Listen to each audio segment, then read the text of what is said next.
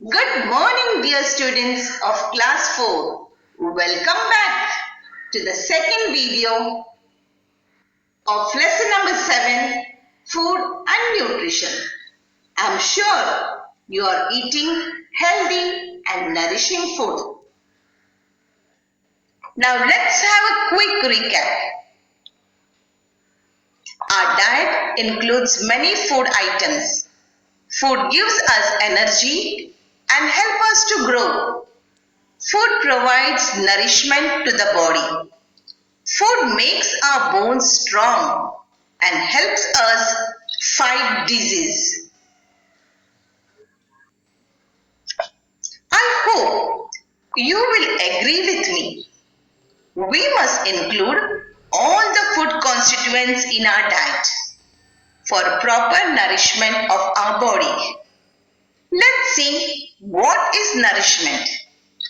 Nourishment is the food necessary for growth, health and good condition of our body. Yes, here is Rahul who is confused if expensive food is nourishing or inexpensive food is nourishing. Is this true? No, students. Ask your grandparents. In those days, they ate simple food but nourishing. Take for example, burger, pizza are expensive food. Chapati, bhakri are less expensive. Can you say because burger and pizza are expensive are more nourishing and chapati and bhakri are not expensive are less nourishing? But students, always remember, this is not always true. So let us always remember, all expensive food are not more nourishing and all cheaper foods are not less nourishing. Now students, we are going to see how to preserve the nourishment in food ingredients. Students, most of the time while cooking food, some of the nourishing ingredients can be lost. If the food is cooked for longer time or we say overcooked. So now while preparing food, most of the time some of the constituents in the foodstuffs can get destroyed. So we have to take the following precautions to avoid the loss of nourishing constituents. Students, take page 45 of your textbook.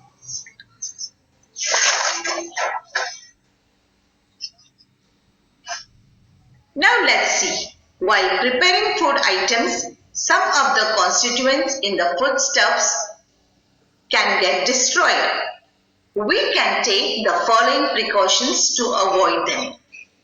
When cooking food, add only as much water as it is necessary. Do not add more water. And don't make the food very watery. Use a pressure cooker or cover the food with a lid while cooking. Can you see in the picture? That's the pressure cooker. When you cook in the pressure cooker, you save your time and the food is cooked faster. Sprout pulses before using them. Use them while the sprouts are still small. Do not wait for them to grow long. Now students, you must have seen your mummy makes moong vegetable, matki vegetables and then she uses the sprouted moong and matki. See that the sprouts do not grow very long. Use whole grain flour without shifting. Eat fruits like chickus, figs, grapes, apples along with the skin. See children, some of the children like to eat the fruits by removing the skin. Now the skin contains lots of fiber in it. If you remove the skin, you don't get the fiber. So children, eat the fruit such as chickus, figs, apples, grapes along with the skin. Besides vegetables like carrot, radishes, cucumber, beetroot should be eaten raw in the form of salad.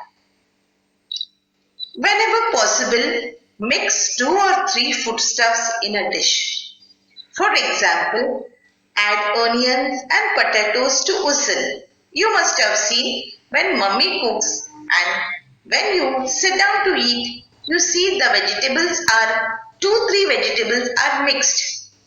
For example, she adds drumstick to the curry and she adds some soaked dal while cooking.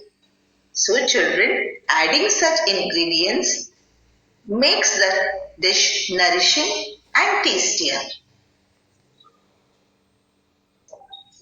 Students, tell me how many sense organs do we have? Yes, very good. We have 5 sense organs: eyes, nose, tongue, ear, and skin. The sense organs are the body organs by which we are able to see, smell, hear, taste, and feel. Look at the slide, students.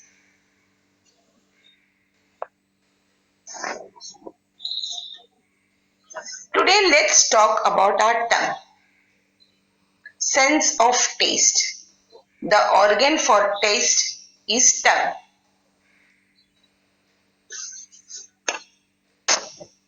Now we have Monica time to tell you something funny about our tongue.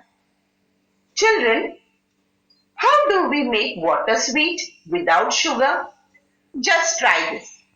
Chew an amla and drink water right after that.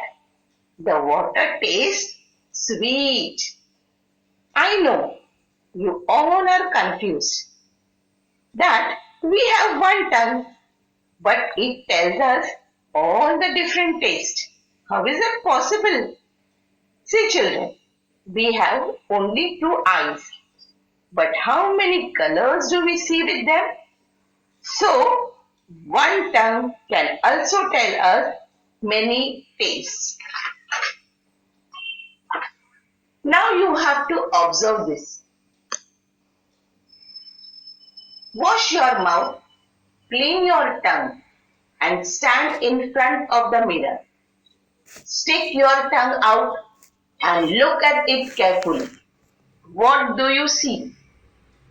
Students, look at the slide.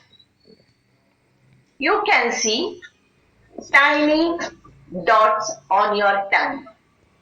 Those tiny dots are tiny pigs. We call them tiny pigs.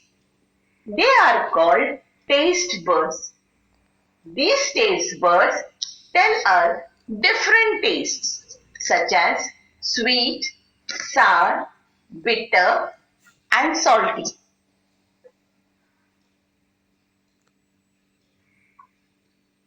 Students, you have an activity to do. Open your textbook and see page 47.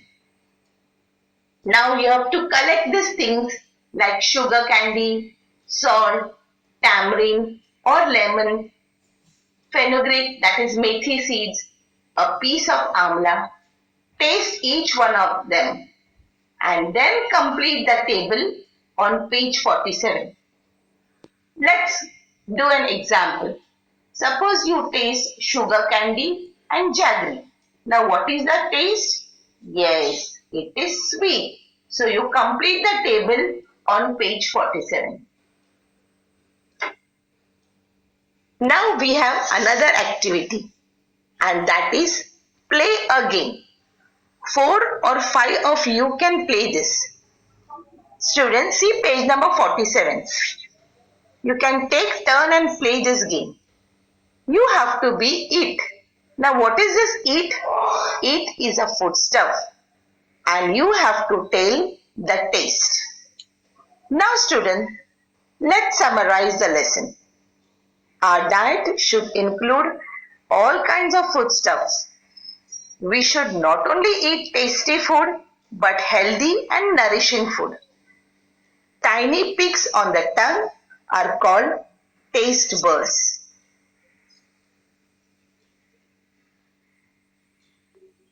Here we have completed our lesson.